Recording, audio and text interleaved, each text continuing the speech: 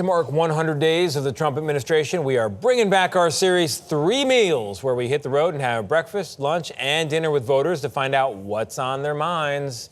Here's what the polls say. The latest CBS News polling finds 45% of Americans approve of the job President Trump is doing, and 55% do not. When it comes to his handling of the economy, one of the top issues, of course, 42% approve, 58% disapprove.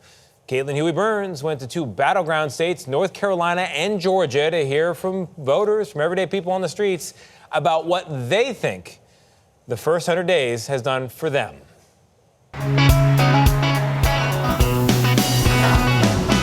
We began our day at Presley Park Restaurant in Charlotte, North Carolina, a mom-and-pop institution that's been serving up the classics for more than 60 years. What is bacon neck?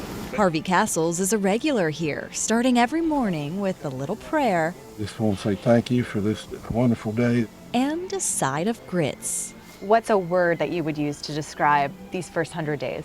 Uncharted is a word that I've been using. Castles voted for Donald Trump in November, but says the back and forth over tariffs has him concerned. Are we going about it the right way? I'm not sure that we know yet whether we are. You know, sometimes courage and stupidity can be a thin line.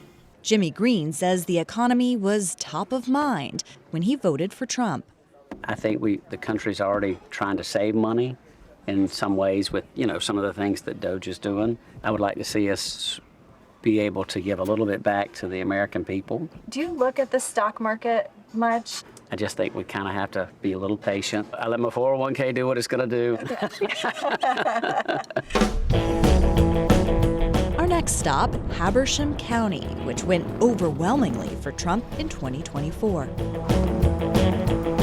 The #1 industry in this county is agriculture, chicken, pork, peaches, and here in this small town of Cornelia, apples. Fender's Diners claim to fame a hot, melty smash burger. But for the Dodd family, Buddy, that's plenty of syrup. it's a pancakes for dinner kind of night. Avery Dodd, who voted for Trump, says it's hard to keep up with the pace of the news. A lot of whiplash, I guess. Fast, not super thought out decisions from an outsider's perspective.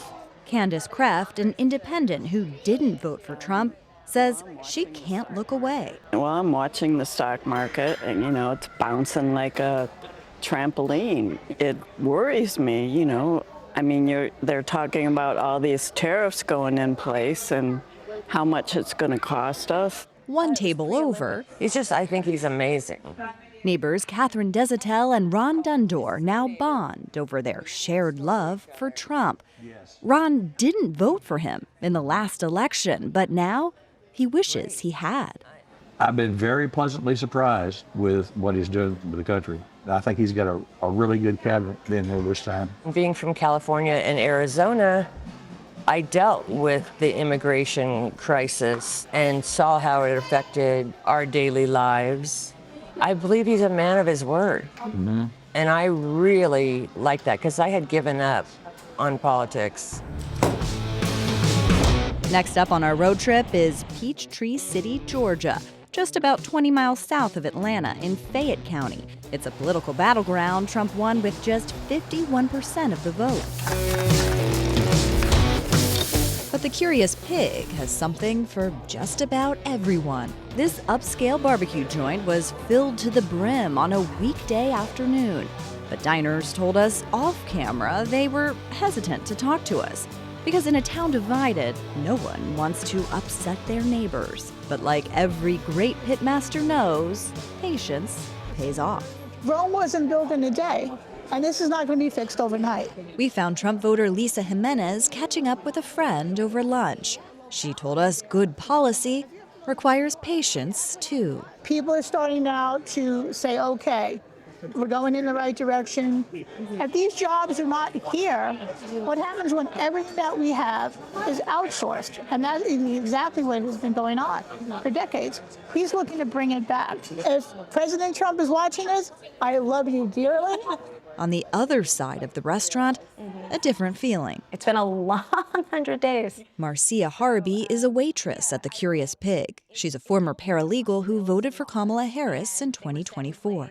Every day it seems like you're waking up to something new, and it's hard to feel safe. Cornelius Blanding works with farmers across Georgia in conjunction with the Department of Agriculture, which is facing restructuring under Trump.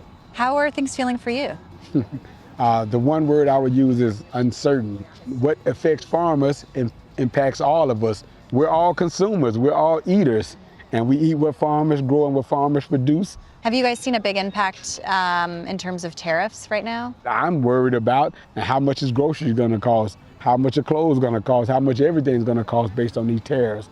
Blanding didn't want to tell us who he voted for, and he says it doesn't matter. He's just rooting for the country. I hope for the opportunity where we all can talk and figure out how do we move in the same direction. Yeah, maybe over a beer. Definitely over a beer.